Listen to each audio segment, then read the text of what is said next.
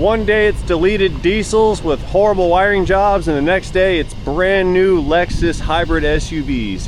Hello everybody, good day to you guys. Welcome back to the channel. This thing right here is a 2025 Lexus. I think it's an LX700H. H is for the hybrid. Yep, LX700H. There's our badging right there. Very, very nice looking SUV. This is a brand new model. I don't even know the mileage on it yet, but it is here for something very interesting, especially since this is a hybrid. They would like me to install an aftermarket auxiliary fuel tank. I guess we're gonna go for the ultra extended range package on this thing. Check this thing out. In the back of the truck over here, I have never seen such things before. I did not realize that hybrid vehicles had the option for auxiliary fuel tanks, but we have an aux tank right here. It appears to be aluminum or steel of some sort. Very nicely welded. We've got some fittings. We've got our fuel thing, or a fill hole right here. Not sure what this is for. We've got some accessory parts in here. Looks like a fuel transfer pump. Maybe some destructions. We've got some plumbing and some hoses and things like that, but no instructions. Yep, there's a filler neck over here. Okay, so there's all kinds of aftermarket parts in here. I have no idea what I'm doing. I've never ever installed an auxiliary fuel tank on a hybrid vehicle before, so this should be interesting. I'm gonna go ahead and get this thing on the rack inside. Let's go ahead and get started and see what this adventure holds for us here this morning. Let's see. Okay, we have a fob. We got a wireless phone charger. This is a nice interior. This is beautiful in here. Gorgeous vehicle. Absolutely. So let's see. The instructions here on the dash at 5,743 miles on the odometer tell me to push the brake pedal and push power to start. Power button, power button. Yeah, I'm gonna have a hard time. Oh, it's up here on the radio. Is it on? Lexus. All right, she's on. Nice stitching. Gorgeous vehicle. I like this thing. All right, let's go ahead and nose it on in. Listen, the owner of this vehicle, would you please do me a solid and write in the comment section down below why is it that you chose to have an auxiliary fuel tank installed on this brand new SUV? I'm quite curious as to your point of view. So if you wouldn't mind, write in the comment section. I'll pin your comment and put it at the top. That way everyone can see. We're all super curious as to what's going down right here. So anyway, let's get this thing nosed in up on the rack here, and we'll take a look at the underneath carriage and see what we have to work with. Oh, hi Dave. Will you guide me up? Beautiful. How am I looking? Good looking?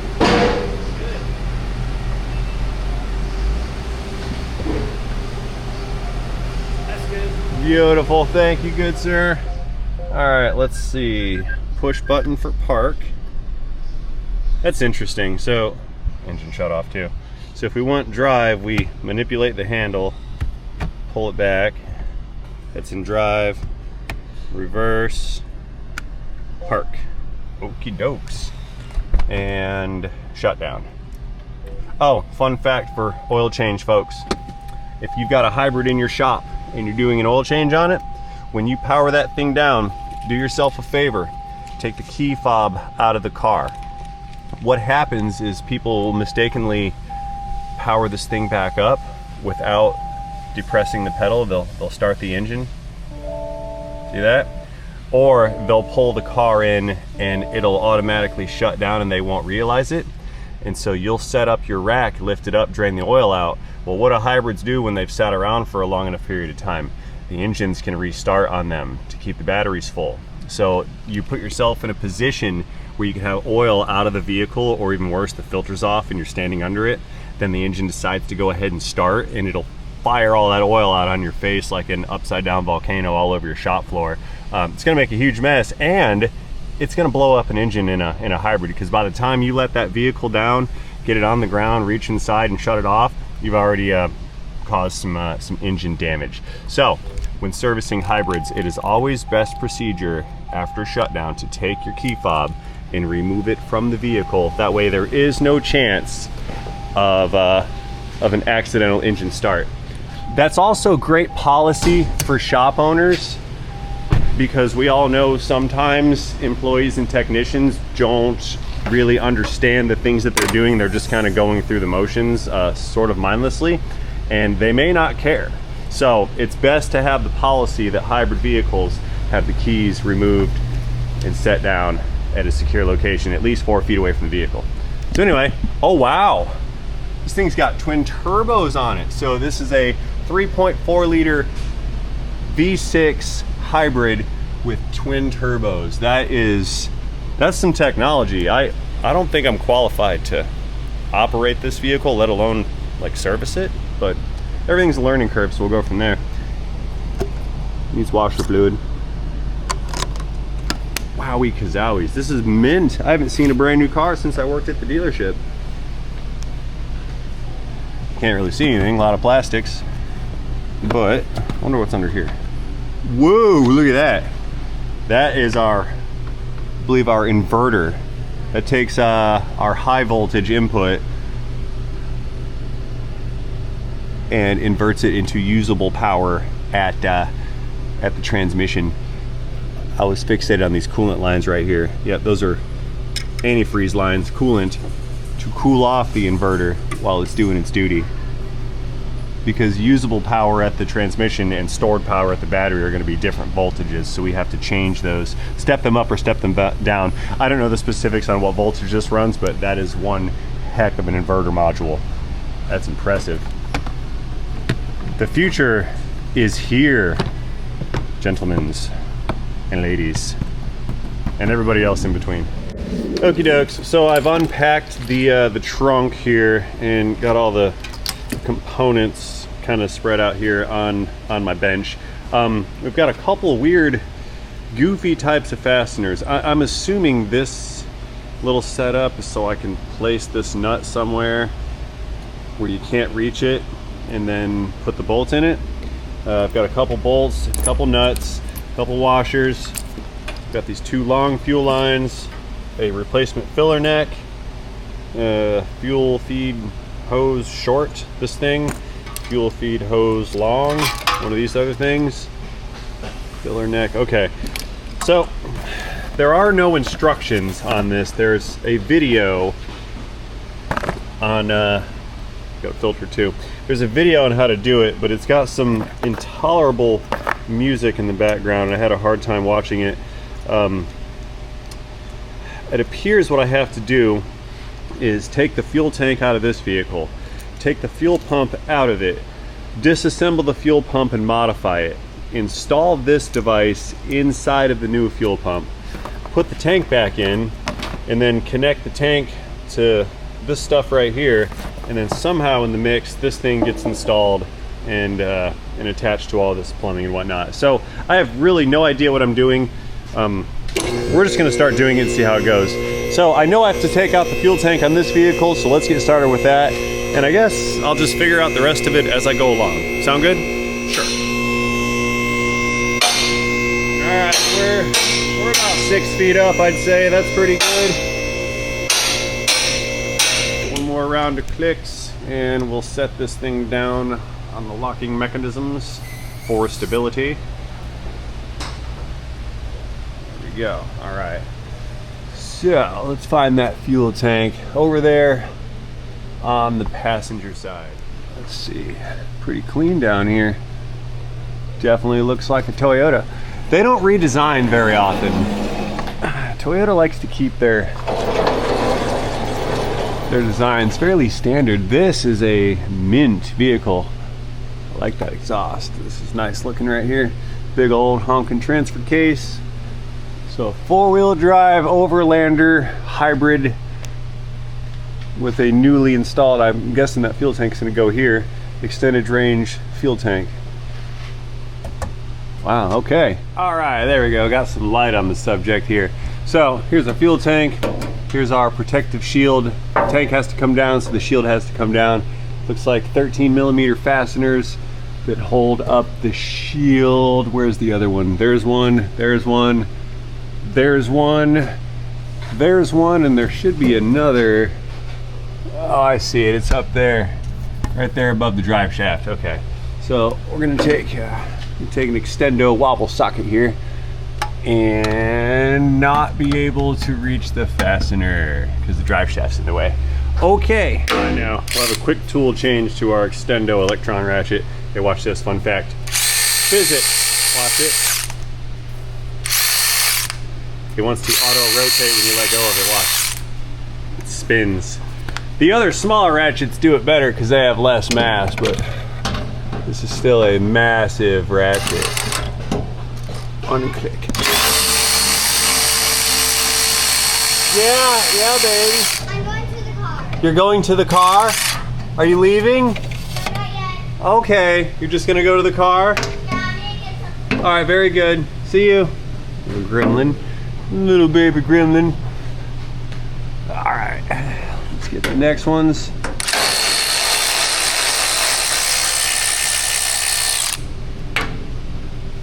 Next.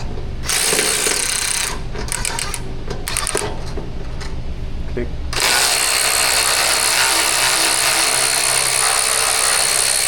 Okay, the tank's coming down, or the panel rather. The head's holding it up. Okay, so we've got that one there, and that switch out to this guy. Ding.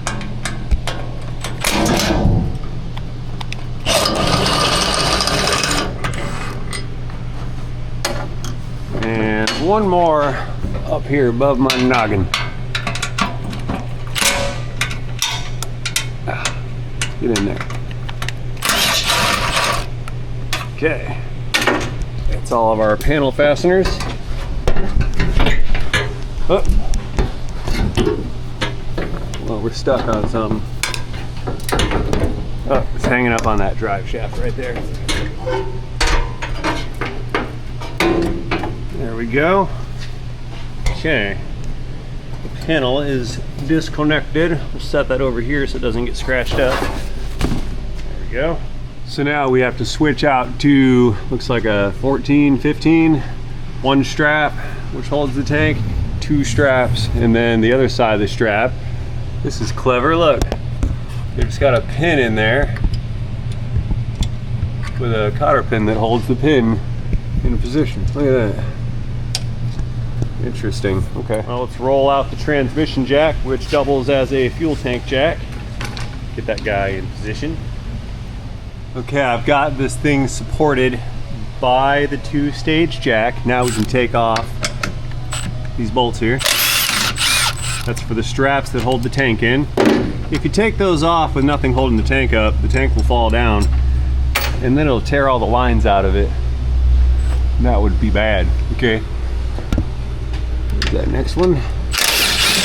You know, this car reminds me of a Chevrolet Cruze that I worked on at the dealership. It was a brand new Chevy Cruze. The thing had like 300 miles on it when the customer bought it, or when he brought it to the shop for service. And it came in with a ticking noise. It sounded like valve train tick. Now this was a new vehicle, a new product line, and a new launch. This was a early 2010s time. So I called up the engineers at GM and I was like, hey, I've got one of your brand new engines here and it's making a ticking noise. Sounds like valve train.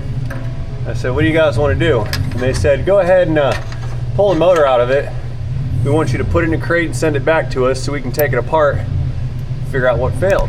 Okay, that's kind of a common thing on a new product launch if there's like an abnormal failure, and a valve train tick on a new engine was definitely abnormal. So they sent me an engine and I spent like 2 weeks doing the most beautiful, perfect engine swap job I've ever done. I'm talking every little clip had no evidence of me touching it. Every bolt, every nut, every fastener, every wiring harness, everything went back exactly where it's supposed to go. I mean, I did the most perfect job ever because the guy had a brand new car and we replaced an engine under warranty, right? So I wanted it to appear as if the engine had never been replaced, because the measure of a good job is that you can't tell someone actually did the job. So I go through all this effort and time, and I take the engine out and I put the new one in, and I put the defected engine in the crate and sent it back to GM. Well, the weekend comes and goes, and Monday comes around, I get a call into my service manager's office. He needs to talk to me about that Chevy Cruze. Now, I was a youngish technician then, and I wasn't very good at my job. Whoa! Oh, I caught you guys. I wasn't very good at my job, and how typical of most youths, and I was usually failure prone or mistake prone, right? So getting called into the office, I was like, oh no, what have I done? What did I screw up now, you know? I walked in, and service manager, his name was Roberto. He's probably still working over there. Shout out Roberto at Cox Chevrolet. You're gonna remember this conversation. He's like, Ray, I got an issue with that Chevy Cruze you put an engine in. And I was like, oh God, what happened? And he's like, no, it's not you. He says I was missing a serial number off the engine, and that warranty won't pay the claim because they don't have the serial number. So I'm like, oh man, what do? Do I gotta go to the guy's house? And he's like, no, your Chevy Cruze is over at Sunset Cadillac down the road. And I'm like, oh my God, what? I hit the ground, I found it. I'm like, why? Why is it at another dealership? So I think I'm in trouble again. And Roberto goes, no, it's not in the shop. He says it's at their impound yard. And I'm like, why is it at the impound yard? He goes, well, it's wrecked. And then I'm going, oh no, what have I done? I made the car wreck. Like, because he's not being like emotionally supportive. He's just kind of letting me sweat a little bit, maybe to teach me to do my paperwork properly. And so he goes, it's in the impound lot. It's all wrecked, and lets me sweat it, and I freak out for a minute. He goes, you're not the reason that it's wrecked. But he goes, I need you to go over there and find the wrecked vehicle, bring your flashlight and a mirror. I need you to get the serial number off the back of the engine, because we had to put the serial number on the warranty paperwork so that GM would pay the dealership for the work. And since paperwork was incomplete, they kicked back the warranty claim, and we were not receiving compensation. So I had to go out and fetch this number. So I go drive down to Sunset Cadillac and go inside and let them know what I'm here for, and they tell me the car's out back. I go out back, and I find the Chevy Cruze, and it is destroyed. I mean, this thing is annihilated. It turns out that what had happened is the guy was so happy to get his car back, he went out to celebrate. And he was driving around with Bud Light tall boys, you know, the 16-ounce Bud Lights or whatever, Budweisers. It was Budweiser, the red can. And it appears he DUI'd himself into a cartwheel event in a ditch, wrecked the car everywhere. All the airbags went off, the side went off, the front went off, the skirt ones at the bottom went off. The hood was up on top of the car, engine half hanging out of it. Like, he ran it down into a ditch, and then I guess he nose planted it somehow, and then it tumbled through the ditch, and that's how they drug the car out. It was such a violent of a collision that I was yanking a beer can out of the dash, like it impaled itself in through one of the AC vents. So I felt really bad for the guy because he wrecked his car. And that was one of my first experiences where you can spend all day, I mean multiple days, I spent weeks on this thing, doing something absolutely to perfection for nothing. All of my work was immediately destroyed. This car reminds me of that Chevy Cruze, not because I think they're gonna wreck it and destroy it in a DUI accident. It's because it is so new. Anything that I do that doesn't look just perfect is gonna take away from what we have here. And this thing's got 5,000 miles on it. I bet you it has not even had its first oil change. But yeah, this reminds me of that one Chevy Cruze story from way back in the day. Okay, so story time over with. Now I need to start kind of letting this thing down so we can extract the actual tank. It's a tight squeeze. I need to get some of these connectors disconnected. The whole video is basically just connections being disconnected. There's some pressure in there. Got to take the filler neck off right here. Need a screwdriver for that. Ooh. Let's see what I've got here. Pocket driver, pocket driver. Here we go. How about a pocket pick? I will take the pocket pick.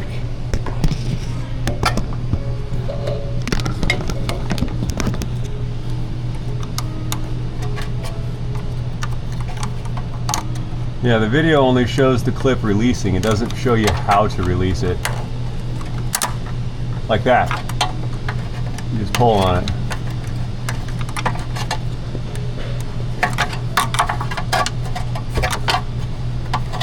Leverage. Bring the tank down some more.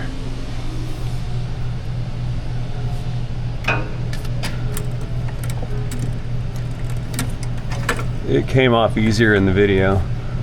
I guess that video was more edited than my video.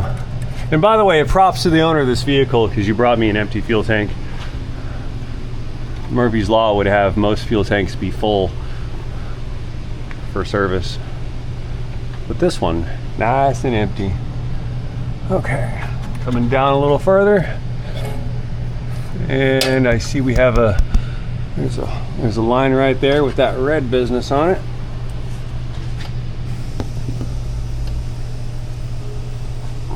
Nope.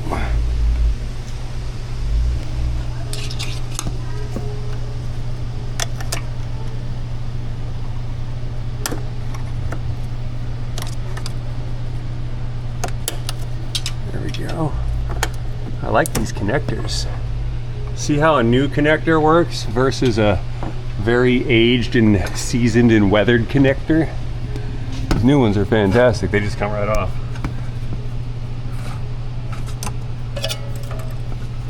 There should be some electrical lines in there somewhere. Yep, I see them right back there. Okay. That looks like not fun to reach. Can we see them from the top? Yeah. I can see them. Kinda. Not really. Alright. Okay, I have fetched myself a milk crate ladder to stand on. I'm finding we have a cover, and then our wire connectors are all way back here. Here, I'm using the camera to actually see this stuff. I can't see this from kind of where I'm at. So I appreciate you guys being here to help. I also appreciate your patience with my camera moving around the way it does. Realize that's slightly annoying. How do these come off?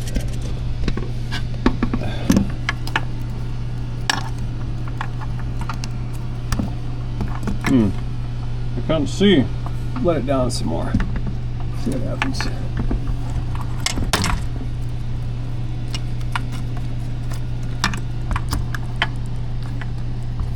Yeah, it was way easier in the video.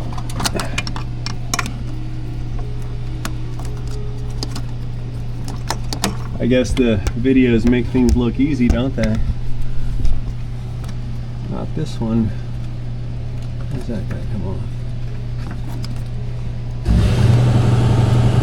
Loud noises.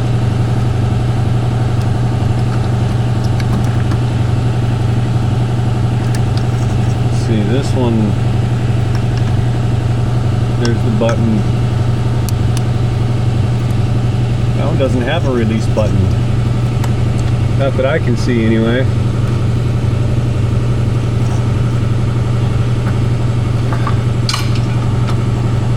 Yeah, now.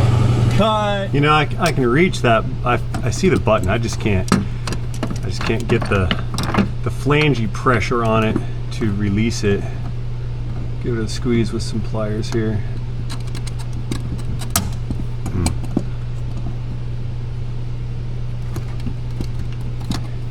There we go. Beautiful. Okay, there's this little blue thing right there. That's another clip retainer.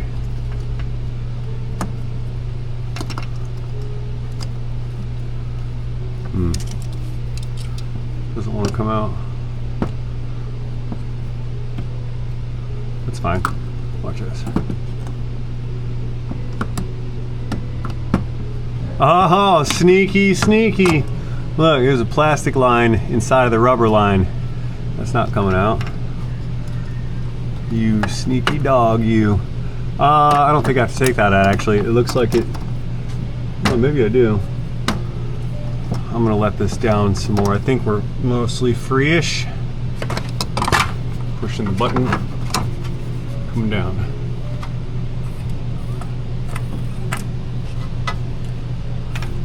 It's not that hard. All right.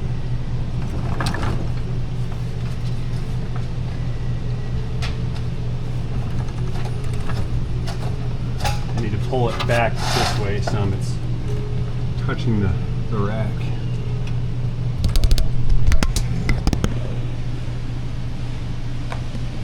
We're gonna clear. Close.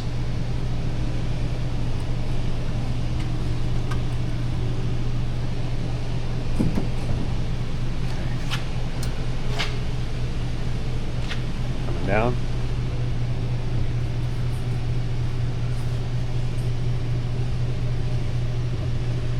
Yeah, this line business here.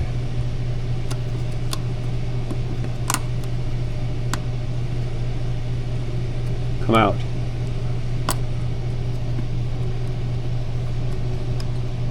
See the blue thing?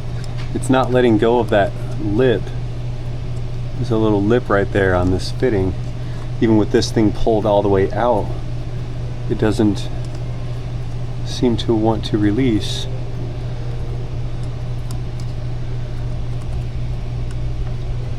See that? I think I may be too gingerly with this and need to just remove this blue business. Yeah, that blue thing needs to come out of there. Yeah.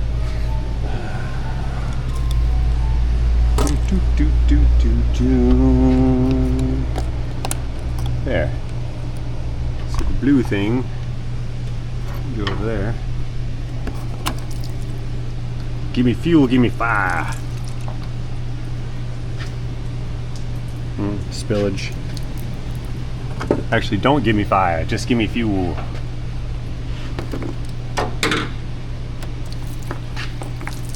There.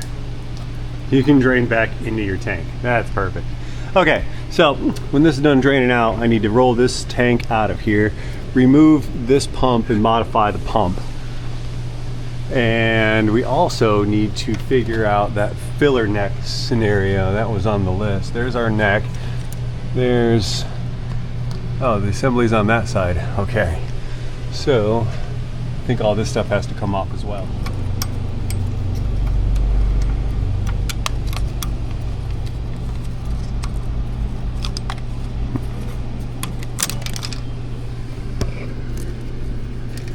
My purple piece. That's the vent hose at the gas tank. Now we need to go, let's see here. This thing gets disconnected, this little bracket. And it looks like that bracket right there as well. 2 brackets on a 12 mil. Unclicks. And that's 1 bracket. Fish this guy out.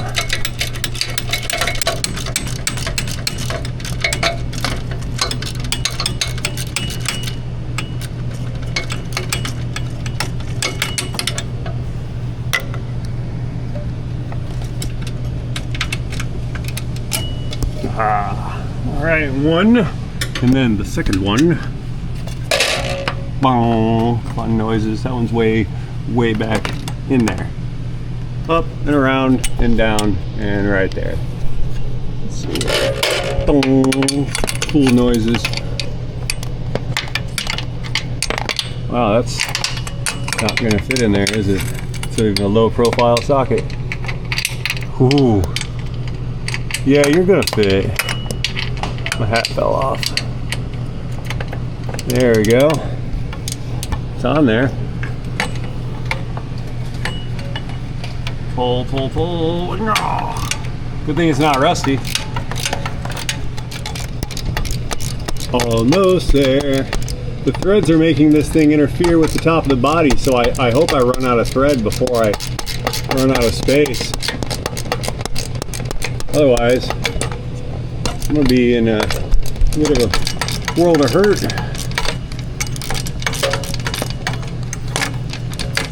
think we win. Yeah, it's out. Beautiful. Awesome. So now I just need to get the big hose on the filler neck disconnected. That one right there, and I think that one there too. Okay. So I managed to remove that little clip there with an extra long screwdriver. So now I think I pull that back, I can get my hands on it, and then we can give it a twist and break it free from the filler neck. Or actually I have to use 2 hands on that. Here, you guys keep an eye on this. I'm gonna reach up on the other side and grab the filler neck so it doesn't move, and then kind of twist. That one's on there a little bit. Come on. Ah, come out. There we go. Ding. Okay. So this whole dealio here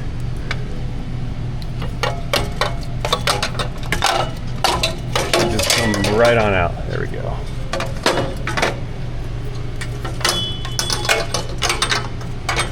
So let's see how this works. Looks like we're replacing this filler neck assembly with this filler neck assembly, which appears to have the same hose fittings as this one, with an extra to fill the other tank. Okay. So effectively we're making 2 tanks into 1 tank. Got it. Okay, so next I'm gonna take this filler neck and I'm gonna stick it in there and install it. I'm not gonna record that part because it's the opposite of what we just saw. We put the thing in position, run that bolt and that bolt into it, and then it's back above the cross member. So we don't need to record the operation. We're gonna skip that to save some time today. Be right back. Don't go anywhere, unless you go to rainmanauto.com. So now we're gonna take this tank out of here and I'm gonna disassemble this to do the modification on the pump inside. Okay, so this little ring right here locks in with a bunch of tabs, and that's what secures this tank, or the pump into the tank. I have a tool on here set up on the ring, and we need to put a big old ratchet on this guy and break that ring loose. It may work, it may not. This is not exactly the tool for the Toyota. It's one of those universals, but I made it fit. There we go. Look at that.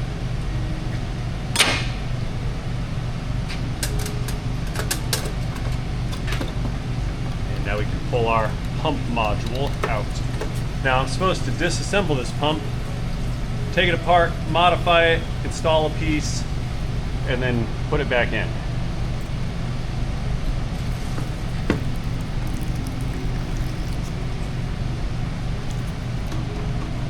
There we go.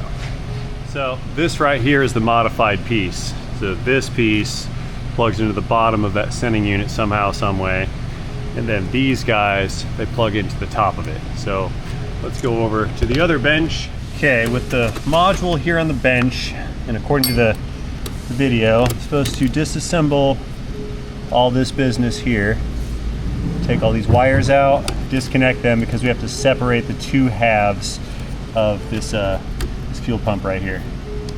Pull these guys out. These are 2 separate connectors, here and here.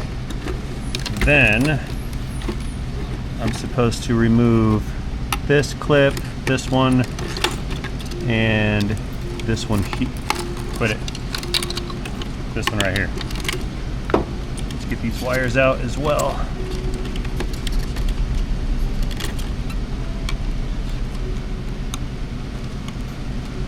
Come here, wire.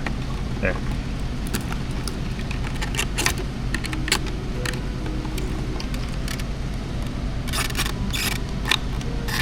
Risky business, disassembling a part that one cannot find a replacement for. This is 2025. There's no replacement parts available for this yet. That's probably a scientific fact of life.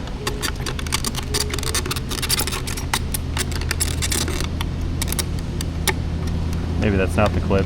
This one, it's a camo clip. Couldn't see it.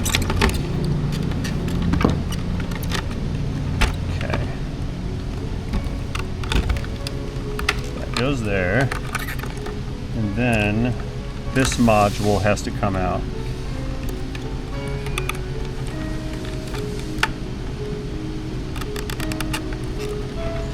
Along with this little blue thing right here.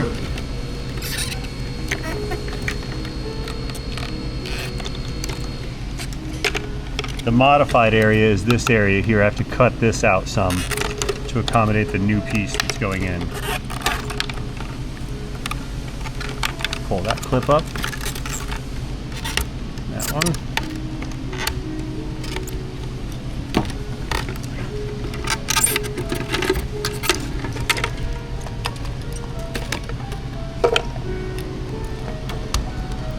There's our strainer. Okay, so now I need to remove this heat shrinked tube business off of the pump, because this little guy somehow, some way goes in its place. Okay, there's our new piece. It looks like this is supposed to slide down in there, and because we have this T fitting, I've got to cut away some of this area right here. So, some side cuts.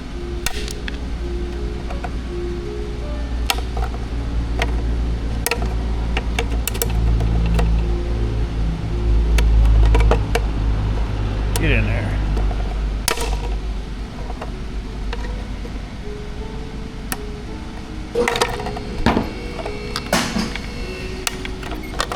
Let's make it pretty.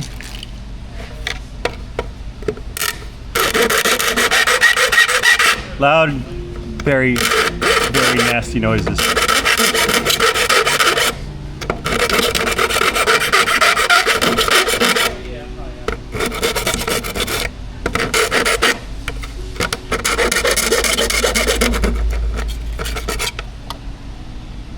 Pretty. Yeah, we'll take some airline and make sure there's no debris.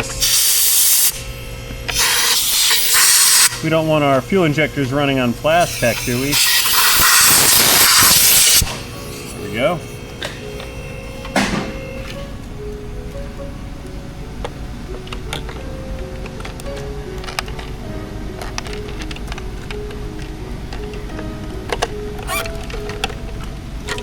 I'm going to take off our label. Probably shouldn't have that swimming around in fuel. What do you think?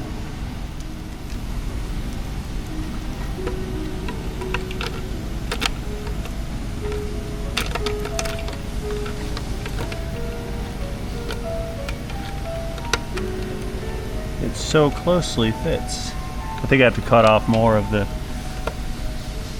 yeah, a little bit more.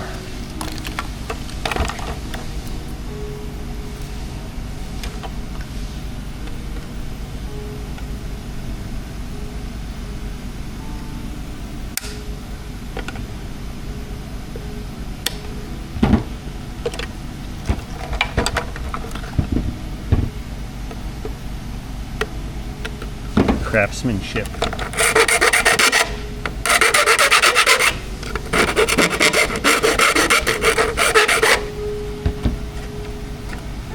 Plastic.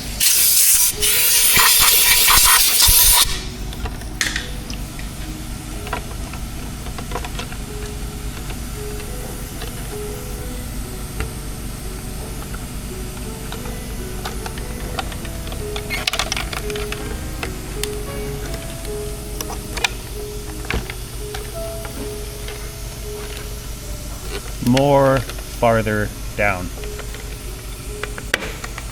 There. It made a click.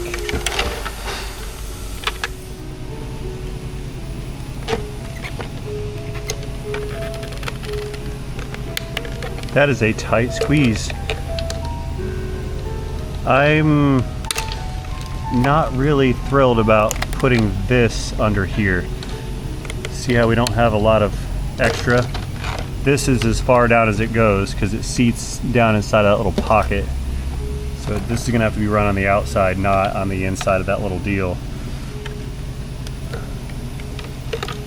like the stock unit had. Man, we just need like a couple more millimeters of this. I guess that'll do.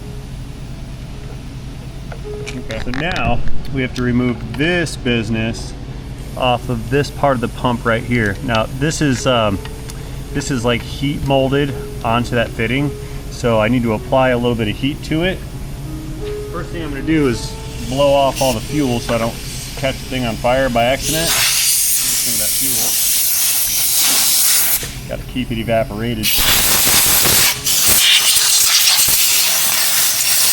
The gas ruined my Amsoil. Look at that.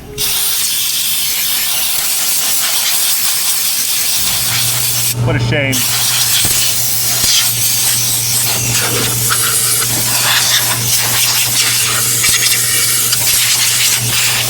Okay, I'm gonna take a heat gun, get this a little warm. When that's warmed up, we can peel the thing off. Compressor loud noises and heat gun noises. I could cut it off, but the video said use a heat gun, so I'll just follow the directions.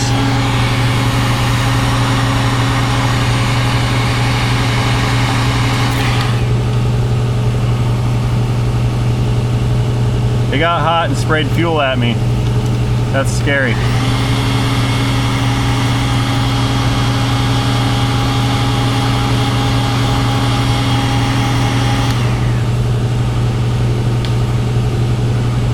It melted. Also scary.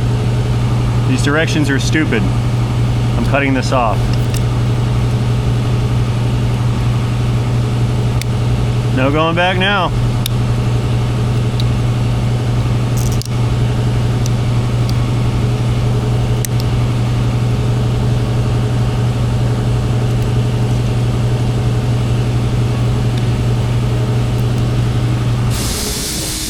Ruh-roh.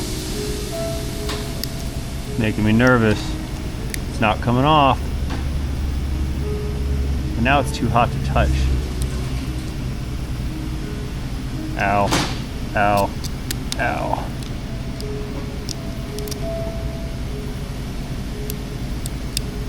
Ah, there we go. See the barbs. Yep. So now what I have to do is heat this one up and then press it over those barbs. Then install this little clamp right here. So the clamp is on. Back to the heat.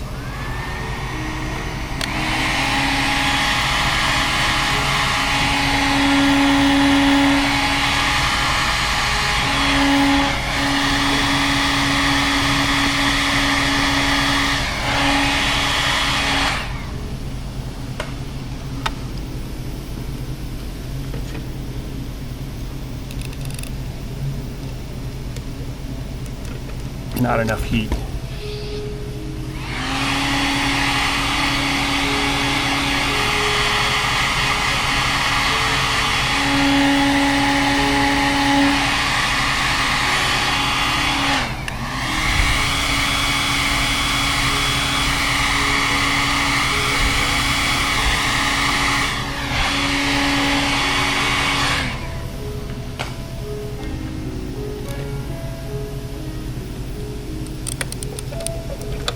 Stretch. Come on, you.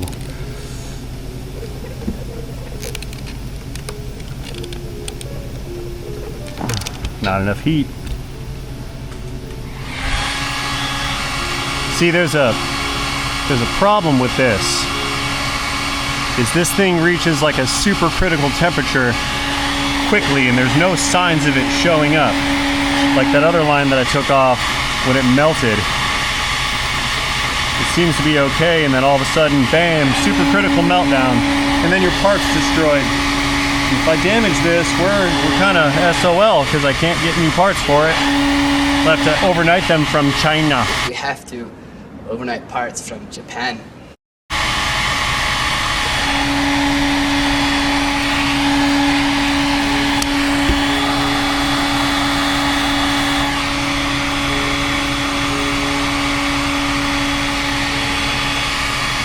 Yep. Started to boil the plastic. I guess that's what the clamp's for, right? There we go. Oh, yeah. Get on there, you. Okay. That deformed a little bit on the tip, but that's why there's 2 barbs there.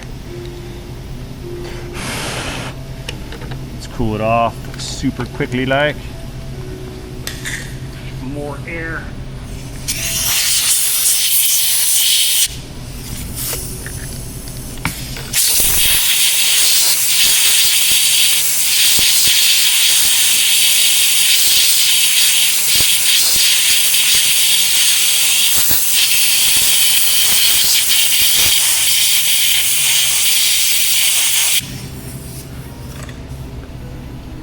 Okay, that's on.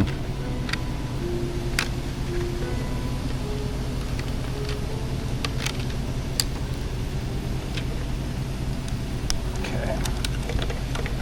Couple things I need to undo because I didn't take something into account, and that was space. So let's take this apart some. I'm super nervous. This is the part where I ruined this whole deal.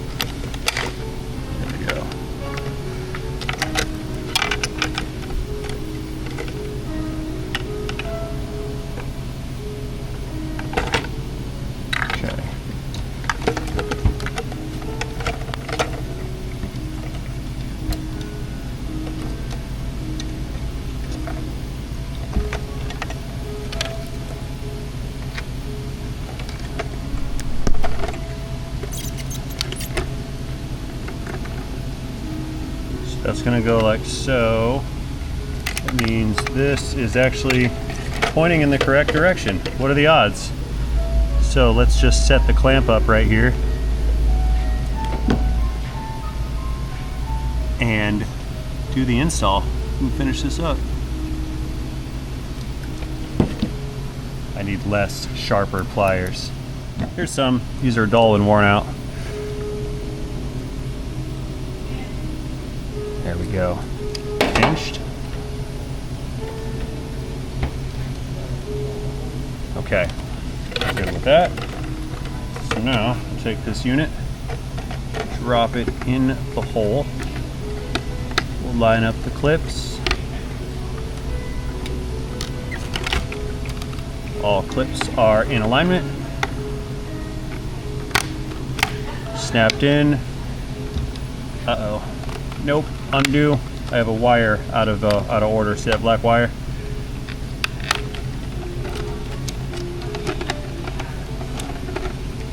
One on this side. There. Okay.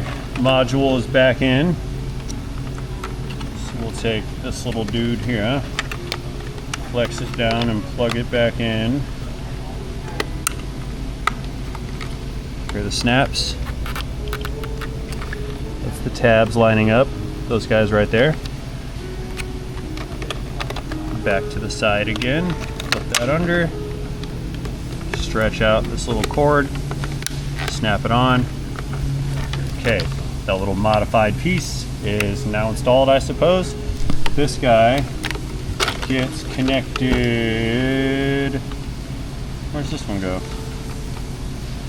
I don't know. I have to read the directions again. Okay, so now for this dangly bit right here, what we're supposed to do is remove this fuel tank pressure sensor, because I guess this gets installed on the other tank now, the secondary tank.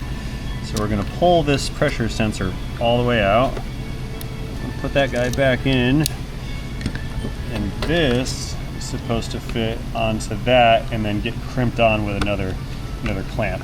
So let me figure out how to do this.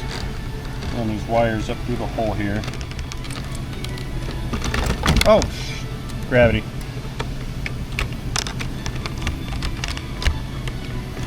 The hose keeps hitting you guys in the face. Sorry. Okay, that one goes there.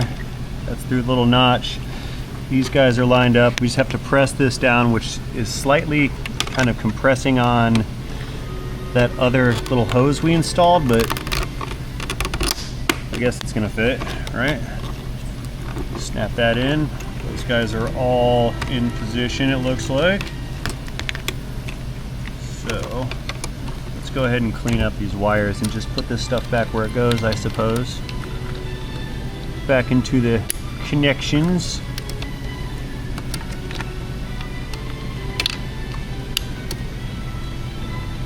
Let's see. Make it nice and tidy and pretty. Sort of.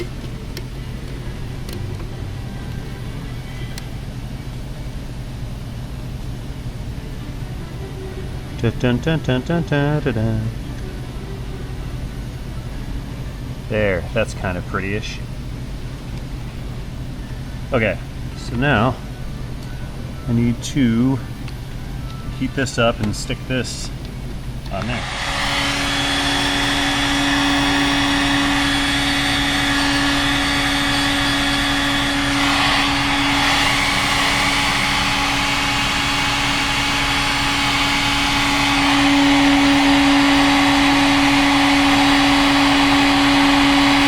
Heat to a supercritical mass. That didn't make any sense. It's not mass.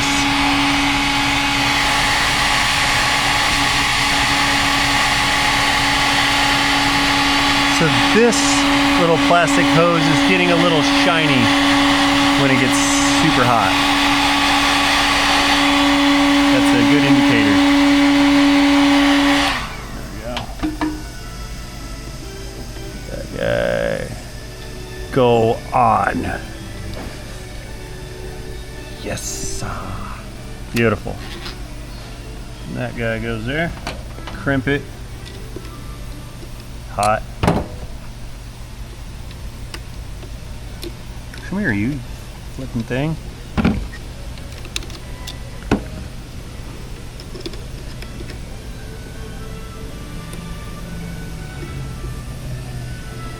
Crimped. Beautiful. Oakley dokley, with that thing nice and secured to manufacturer's specified specifications, you can plug in our float level sensor right here. Get one more wire set up under that little clip business down there. And that is our modified fuel pump module assembly. I feel bad for the guy that has to work on this thing one day because they're not going to have a clue of what's going on. Let's see. What orientation did this thing go in? I don't recall. It goes down there. That's where it goes. Yeah, just like so. Cool. Oakley dokley. Push that thing down.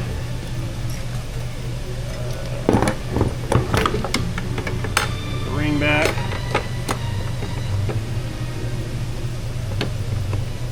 Get the ring started. I think that's about right looking.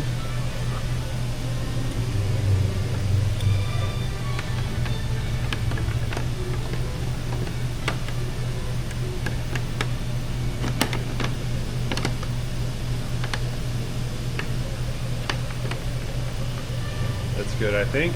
Okay.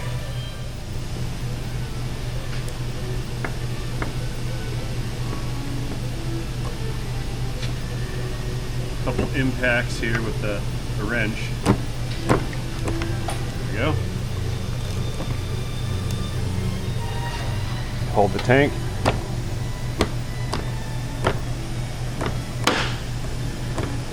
That was the snap. I was holding the tank with my hip down there. See that? Oh, gravity. I think it's locked in.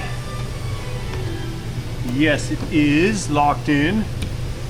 Good. Show you. See how the tang is all the way against the end of that slot. So that's in position. Tank, or the fuel tank cap is on fully. It's looking good. Okay, so you guys remember this fuel tank pressure sensor we removed from there. This is the port where we installed that other little line on. What I have to do is install this line in place of that fuel tank pressure sensor. So let's move this guy back. We need to take that thing loose, run the line through there, and then clip it together. Got a 10 mil right here.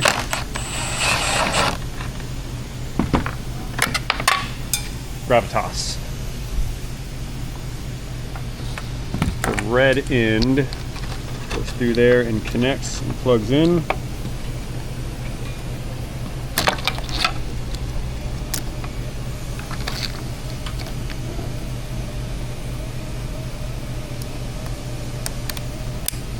Very good. It's going to go like so.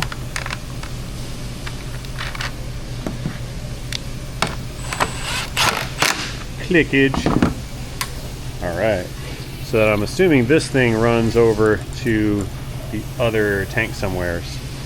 Fuel feed hose long. Yes, the hose is long. Okay. So I threw some zip ties right here. This thing is supposed to fit in there according to the Chinesian video, but it does not fit, so I routed as close as I could and zip tied it. This, I don't know where that connects yet, but according to my instructions, we are finished with the operations on the tank so we can put the tank back in the vehicle. I'm gonna go ahead and put this in right now. I'm not going to film the tank installation section of this because we already saw it come out, and I'm trying to save some time because we're jamming like 5-6 hours into just 1.0 hours or less. So I'm saving us some time by removing the repeated procedures. So let me squeeze this guy down in the hole. We'll install it, strap the thing back up, and then I'll be back recording for the installation of the auxiliary tank. Well, I have the fuel tank in position, strapped in, and we have our first little problemo. See the filler neck? The filler neck hose does not reach. Now, the assembly over here, that's all fixed. But for some strange, odd reason, this hose does not reach the thing on the tank over there. So my only hope to make this work is to take this thing loose. Go in there with a screwdriver. To take that thing loose and see if we can't pull it away from the metal part of the filler neck and get it to orient properly to snap into that tank over there. Oh, well, it moved fairly easily. That's cool. Okay. I was afraid that was going to be stuck on horribly and wouldn't want to go anywhere. All right, yeah, let me finagle that thing into position, snap it in, tighten it up, and I think the tank's good. I really hope these parts work well together. Okay, I have it. I had to take the straps off the tank loose, lower it down to change the angle, pull this thing back some. Now I have it snapped on, so I'm gonna hit the button down there, run the tank back up, and that should slide this hose that way. There we go. Good. I just come up here with the screwdriver, tighten up that clamp right there, and put the straps back in. Primary tank will have then been successfully installed. Yeah, I was super nervous about this filler neck piece not reaching, because that would have pretty much undid all the progress. And sometimes certain aftermarket things just don't play well in reality. You guys remember those turbo pipes that I bought from the internet?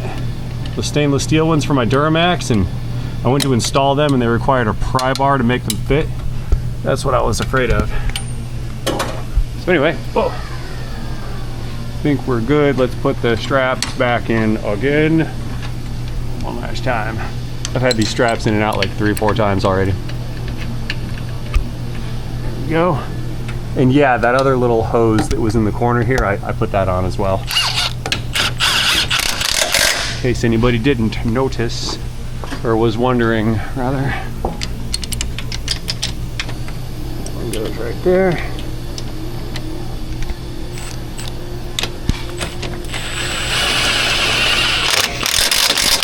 Clicks down.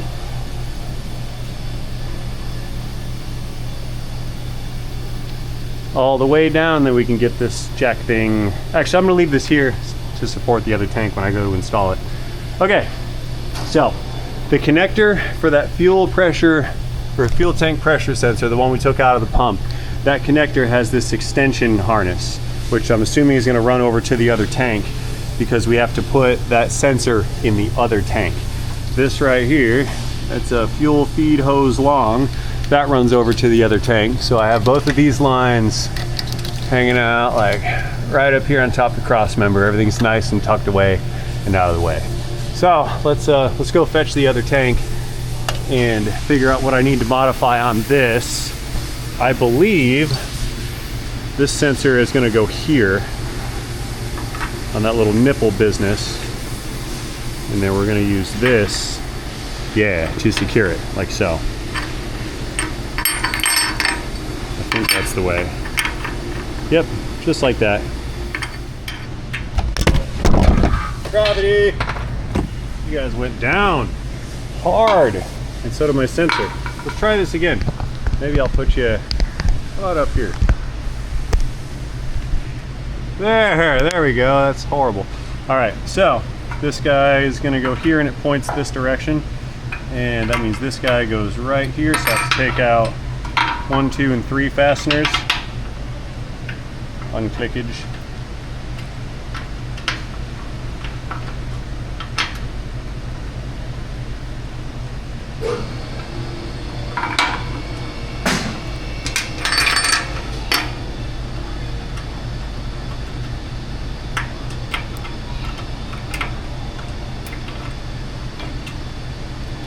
That sits down like so. There's an O-ring in that sensor that seals it up, and then this little device is what holds it in position so it can't fly out.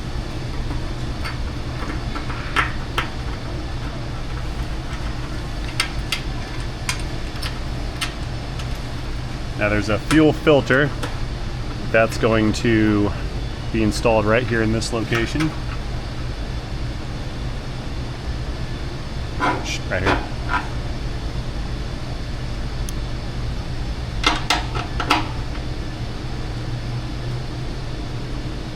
Click.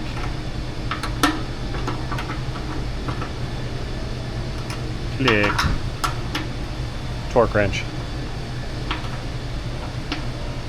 Clickage. Beautiful. No! Gravity! Why? Lose more sockets that way, you wouldn't believe it. Okay, so the filter. Here's our fuel filter. The little label says so. It says fuel filter on it. That's how you know it's a fuel filter. Cut the label off, get rid of you. These usually have an in and an out on them. This one does not. Oh look, it's got a little tab on it so you can ground it with a grounding wire. Ultimate Chinesium. One part for 7,000 different vehicles. This little guy, that's our fuel feed hose short. That goes like so. Snap that on right there. And then I got a 50-50 chance. Which way does it go? Well, the picture shows the lip on this side, so we're just gonna go with the picture. Pull that thing off, plug this thing in. That goes there, and then this is secured with a cable tie. Or hose clamp, words, yeah, hose clamp. Open the hose clamp, stick it through there, hose clamp the thing on.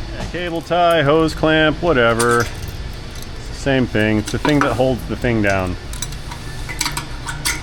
I want to do this way. It'll look more prettier. Professional installation suggested. I can't imagine trying to do this in the garage or in a driveway. That's a solid no. Very hard no. Screw me driver.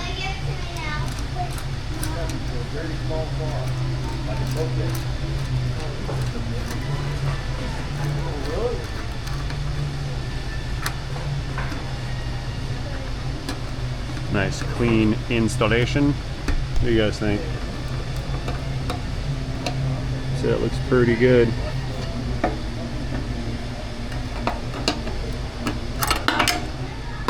Achieving critical torque. Now, here we go. We have two vent hoses that plug into here and here. So one of them with no connector, that one's gonna go right there on that side and clip in. And the other is gonna go on this side and it clips in as well. So our next task is going to be the rollover vent valve. This is like a check valve for the venting system. So if you're in a rollover accident, this valve will not allow fuel to flow out of the vehicle and onto the ground through the fuel tank's vent system. The vents are on the top, but if you flip the car over, then now that vent is a drain, so we have to put a check valve in said drain. Otherwise, it'll leak fuel everywhere. That would be bad. Okay.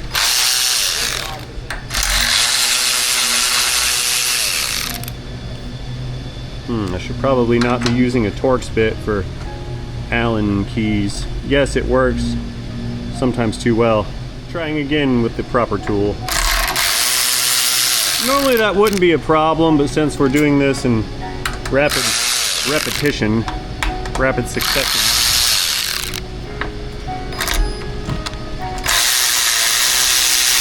this will save some time and also save some flangey pain.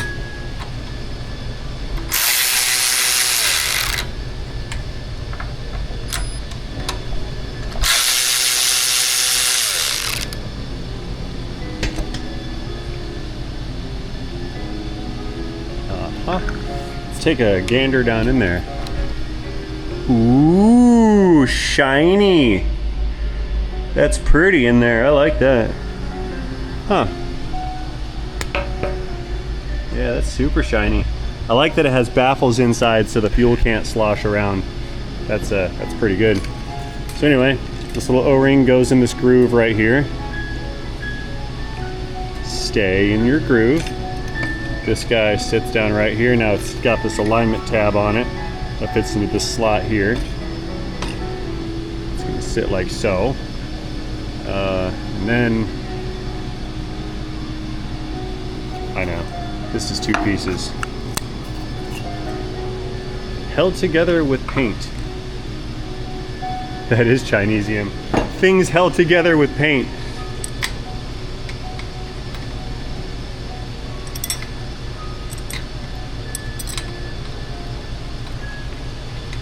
These are going to be tightened down using all of the torque.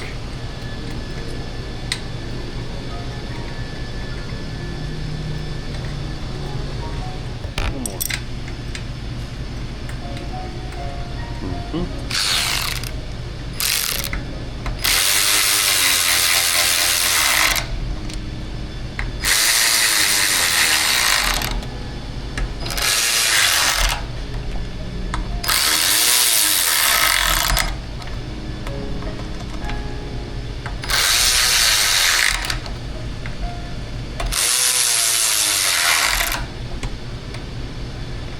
Slippage on that one. You see that? It wasn't all the way down.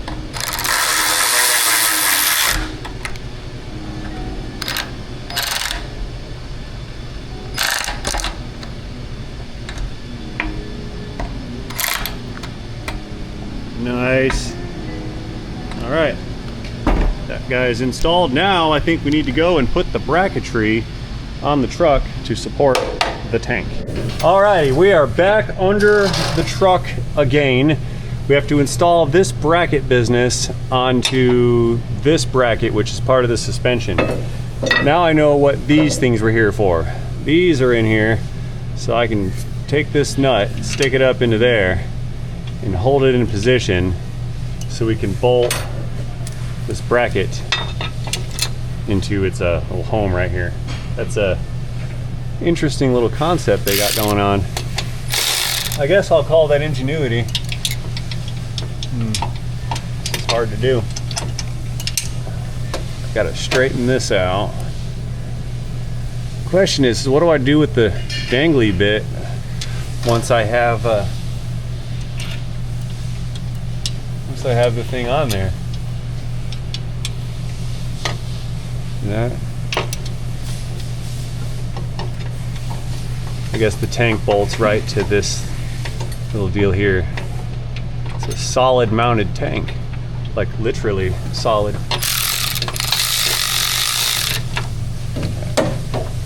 There's one of those little deals.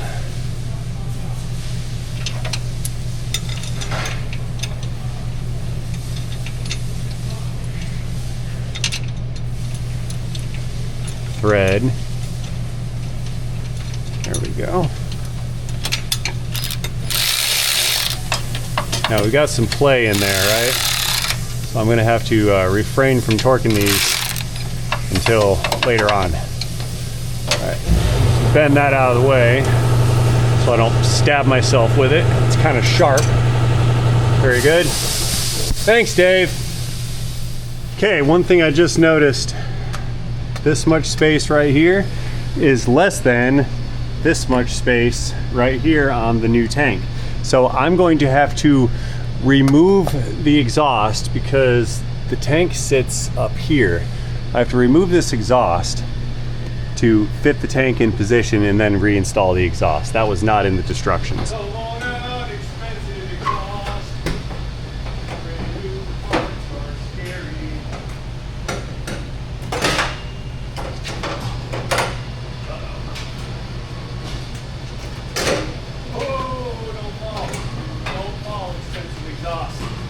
There we go. You like my Y pipe? Huge. Wow, there's a lot more space in here now. Okay, so next, I think I can start getting the tank fitted. Yeah. Let's roll it into position here and jack it up and see how this whole system's gonna come together. I swear, if we trip at the finish line, I'm gonna lose it. There's another bracket over here somewhere also that goes on the front side. Okay, looking forward now, I can reach the electrical connector for that pressure sensor. That's a start. Fuel feed hose. This guy is supposed to plug in to the that fuel filter there, but we're not down low enough or high enough, up high enough. There we go. Inverted words. This guy's gonna go right here. Plug that in. Good.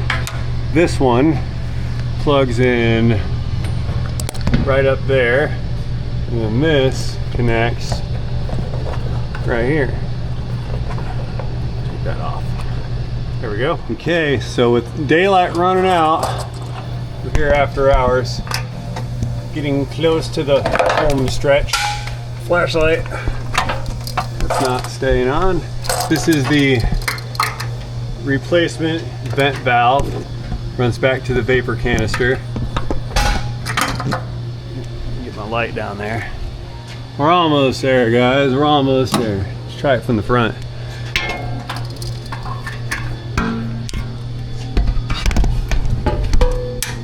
Clickage. All right. So we're mostly attached with the exception of that line, this line, which goes, you can't see this flashlight in the way, this line which goes over there to the filler neck, this line which goes up there to the filler neck assembly, and then this one straight down onto there. So let's raise it up all the way up. Check clearances around all of our plumbing and whatnot. We don't want to have a drive shaft tear parts out of the truck.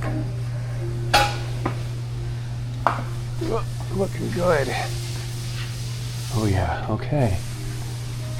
So then this matches up with that bracket right there. That's our mounting bracket.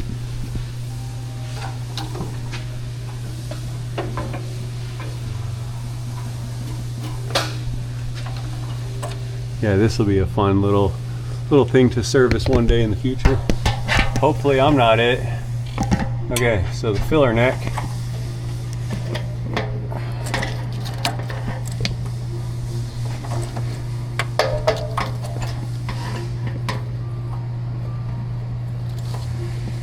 Clamp right there. Come on. Okay, that's kind of in position. Pull it down some. There we go. Put it on there. Yep. Okay. Let's see. A couple more connectors that I can't even figure out how to reach. There's one, I think. This is getting difficult-ish. So when you guys weren't looking, because I couldn't film and do both, I got that one vent valve line, that vent line right there. That one's plugged into the filler neck. Right here where it's supposed to be. See the red connector? That's connected. The last one is going to be this guy right here, and I think it's on all the way. I saved the clippy clip part for last. So that's in position. I went ahead and tightened up those 2 bolts right there because I can't tighten them with the tank in place. So now this whole unit is completely installed. Well, it's connected rather. It's not all the way installed, but it's connected. So let's crank this and change our angle of our dangles. There we go. Scoot that over. Caption right about somewhere right there. So that's in place. Yeah, see the exhaust has to fit right through here. This is crazy tight fitment. Whew. Okay. So recap, everything's plugged in. This tank, everything's plugged in. The evap vent canister, where's that connector at? I lost it. That's plugged in. It's that green one over there. Got that guy plugged in. So everything's connected. We have 2 bolts. Cut these dangly bits off, and then 1 bracket up front. There's a 1 bolt.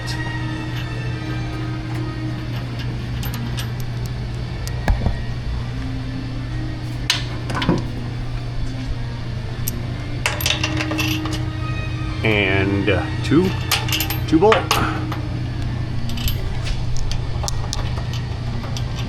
That hurts the flanges. My four fingertips. Too much PSI. There we go. Those guys are started. Let's run them down just a wee bit. Okay. Now let's get the bracket for the front. Check out this cute little piece. What this guy does, this goes into that slot right there. See that little hole?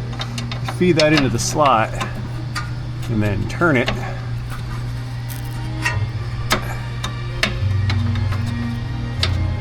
Yep, and that's going to be our through bolt deal for this little guy right here, which I think is going to go this way. There's a bolt hole up there, and this thing. Okay, tight squeeze time. Yep.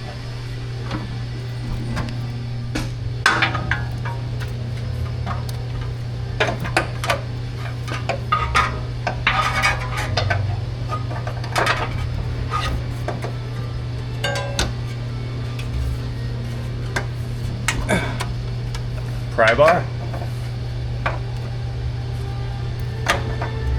No pry bar necessary. I'll put a washer on that in a second. You stay right there. The driver's side, nut, bolt and washer through the hole. Push up on it.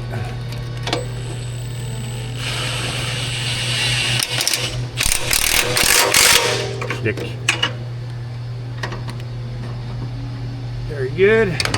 You pull that nut off and put the washer on.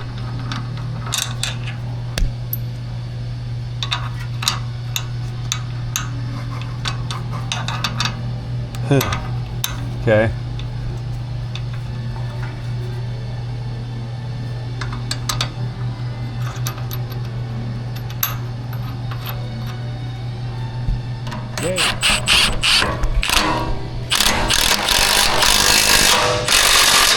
Click.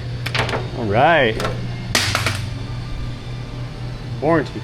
Okay, so our tank is almost all the way installed. Let's get these 2 little dealios tight right here, and then I can put the exhaust back. I cannot wait to be done. I've been under this thing all day. That's the wrong size. While we're here, we'll cut off this extra bit of whatever we got going on. Sure, the video made it look a lot easier. They just went in there and cut the thing right off. Next guy's never getting that back together. Moment of truth. Will the exhaust fit? And second moment, can I get it to fit without gouging up all the paint down here? This is really nice paint. And the survey says, give me a second here. Wow, it fits. That does fit. It's a very tight fit, but it's there. Impressive. All right, couple bolts, and we're good to go. Look at the clearance between this exhaust hanger and this piece of the tank. We've got like 3/8 of an inch clearance right there. They spared no nanometer to make this thing fit. It's crazy town, but it fits. I'm very impressed actually.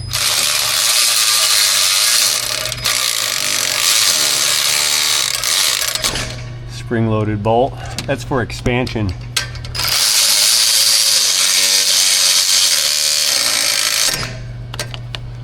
Click. 2 on the front, or the left. Driver's side, yeah, I'm getting tired. Man, now I gotta go home and edit this too.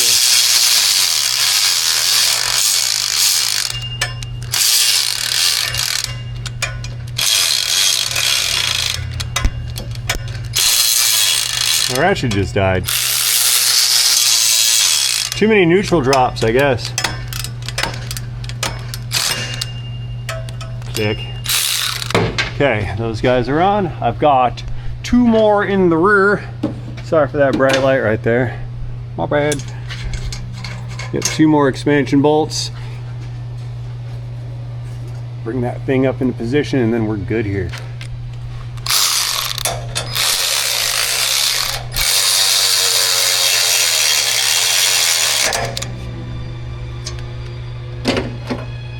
One more spring bolt right here. It's like a valve spring, but different. Click. Excellent. All the parts are installed. That's awesome. Spent all day, but it's in. Okay, recap. Tight. That's tight. Those are tight. Those 2 are tight. Those 2 above that are tight. All the hoses are connected, exhaust is on. I think we are good to go. Let's let it down, fire it up, make sure there's no exhaust leaks, fuel leaks, things of that nature, and we can call this one good to go. Brilliant. So pleased. So I know it's a little late in the game, but black subscribe button. Moving on up. Lock release. And that's our down lever. Coming down. Let's get her on the ground, fire it up. Once we're good with no leaks, this thing is good to go. And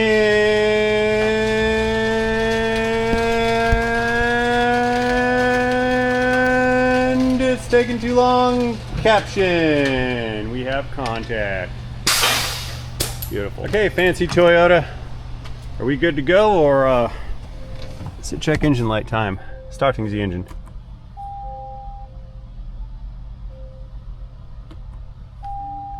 Oh yeah, I took the key out. I took the key out because hybrids. Silly rabbit. Lexus. That was anticlimactic, wasn't it? Burr, burr, burr, womp womp. Here. Try again. There she goes. Beautiful. So I just had a thought just now. You know, we have these wireless phone chargers in our cars. What if we make our key fobs with rechargeable batteries so they recharge the battery in the fob while the car is being operated? I think that would be highly efficient. Vehicle will turn off if parked for 1 hour. Okay, cool. All right, no check engine light, no weird illuminators going on here. Everything looks good. I hear no exhaust leaks. and I see no fuel leaks. However, they're gonna have to fill this fuel tank up to be for certain. You never know, there could be leaks in the filler neck side. I don't think there are because I do have everything connected, and yes, you guys didn't see it, but I did set the clamp on the filler neck for the aux tank. So at this point, I believe I have nothing more to offer you on this beautiful Lexus video right here. Let me know what you think about this vehicular module in the comment section down below. What do you think about this operation that we performed today? Is this a yay or a nay, or just nobody cares? Let me know about your opinion on such things again in the comment section down below. This kind of thing is not for everybody, but I'm certain that the fellow that owns this has a specific purpose for wanting to extend the range. I think that's a really cool idea. I myself am a proponent of auxiliary fuel, so I'm in that same camp. I agree with the guy. But what's your opinion? Let me know, comments down below. See you guys on the next one. Thanks for watching. Appreciate you being here all the way to the end of this long video. See you on the next one. Have a great day.